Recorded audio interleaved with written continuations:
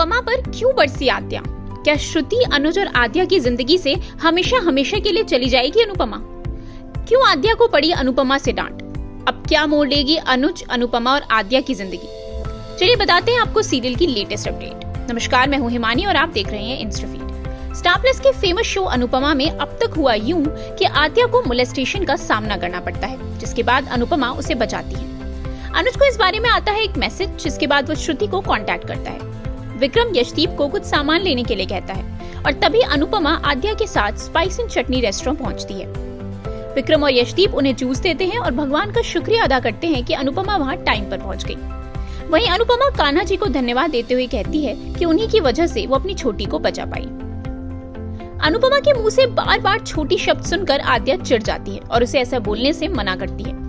जब यशदीप उसे बड़ों के बीच में बात करने से रोकता है तो आद्या गुस्से में उसे ही अपने और अनुपमा के बीच में आने से मना करती है और कहती है कि अनुपमा की ही वजह से वो इस मुसीबत में पड़ी।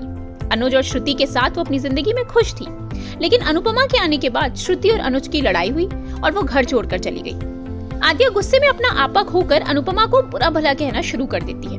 वो कहती है, पॉप्स को आपके अलावा कुछ दिखाई ही नहीं देता। पहले आपने शाह फैमिली के लिए हमें छोड़ दिया और अब उन्हें भी छोड़ दिया। भगवान जाने आप हमसे क्या चाहती हो।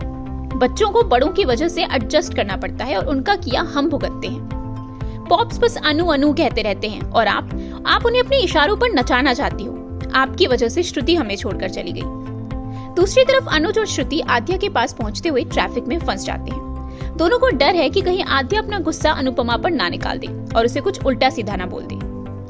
अनुपमा आद्या के कड़वे शब्द और बदतमीजी से गुस्से में आ जाती है और उस पर चिल्लाती है। वो कहती है, मैं मानती हूँ तुम दुखी हो, लेकिन इसका मतलब ये नहीं कि तुम बदतमीजी करोगी। अपनी माँ को बुरा भला कहने से पहले तुमने एक बार भी नहीं सोचा? कहाँ से सीखी इतनी बदतमीजी? मैं कोई डोरमैट या पंचिंग बैग नहीं हूँ। क्या तुम कभी भी ये सोचती हो कि दूसरा इंसान तुमसे भी ज्यादा तकलीफ में होगा? तुमने घर छोड़ने से पहले अपने पापा का प्यार नहीं, बल्कि मेरे लिए अपनी नफरत के बारे में सोचा। अगर तुम्हारे साथ कुछ गलत हो जाता तो? मैं हमेशा से अपने हर बच्चे को एक सा प्यार देती आई हूँ। मेरा तुम तीनों से कोई मतलब नहीं है और आगे से मुझसे ऐसे बात कभी मत करना। अनुपमा बताती है कि वो यहाँ उनके लिए नहीं, बल्कि उसकी नौकरी के लिए आई थी। अगर उसे पता होता कि अनुज यहाँ है तो वो यहाँ आती ही नहीं। अनुपमा के इतना बोलने के साथ ही श्रुति और अनुज वहाँ पहुँच जाते हैं। अनुज उन्हें देखकर समझ जाता है कि आद्या और अनु के बीच बहस हुई है। अनुपमा उन्हें आद्या सौंप कर कहती है कि वो उसे समझाएं कि मैं आप दोनों के बीच में आने की कोशिश नहीं कर रही हूँ। अगली बार वो अपनी जान ऐसे खतरे में ना डाले। श्रुति को देख आद्या उसके गले लग जाती है और ये नोटिस कर अनुपमा को बहुत बुरा लगता है। अनुज अनुपमा का शुक्रिया अदा करता है और तीनों अपने घर लौट जाते हैं। अगले एपिसोड में आप देखेंगे कि कैसे यशदीप अनुपमा को उसका दुख भुलाने के लिए डांसिंग क्लासेस ज्वाइन करने को कहता है। कुछ सोचकर अनुपमा हाँ कह देती है। क्या सच में डांस अनुपमा को खुश कर पाएगा या एक बार फिर किस्मत ले आएगी उसे अपने प्यार के सामने? ये जानने के लिए आपको करना होगा हमारी अगली वीडियो का इंतजार।